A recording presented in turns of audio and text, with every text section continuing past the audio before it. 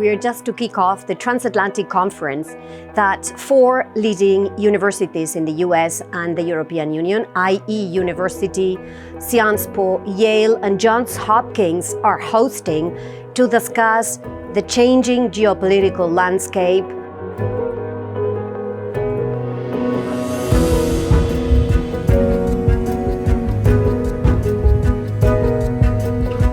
Well, the Transatlantic Alliance is the core of the international liberal order.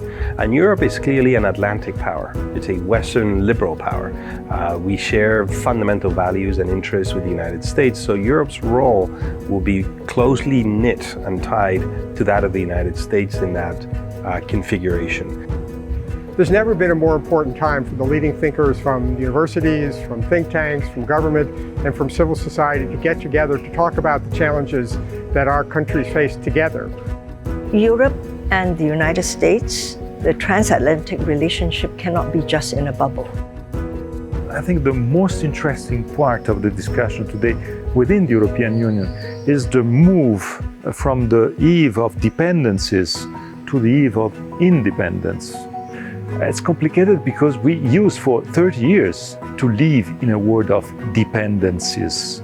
Strategic autonomy, in my mind, is now, if not very far in the offing, if not a dead-in-the-water concept. There's no question that the liberal international order is under challenge both within our democracies and by countries that don't share our values.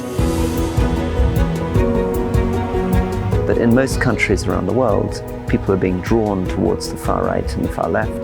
And both the far right and the far left, for different reasons, don't really want to engage in an international liberal order. So one of the tragedies between the liberal order and the global south is that as the liberal order has got weaker, it has turned inwards. It's become more isolationist. We've given up really on the idea of international cooperation with the global south.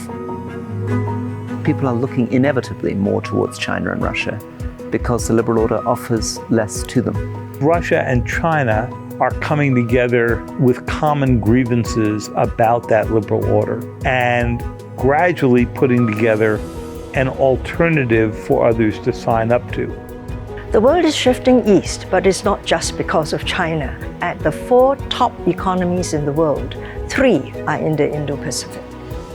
The chance to talk to policymakers, government officials, academics, business people, leading journalists on these issues is just invaluable.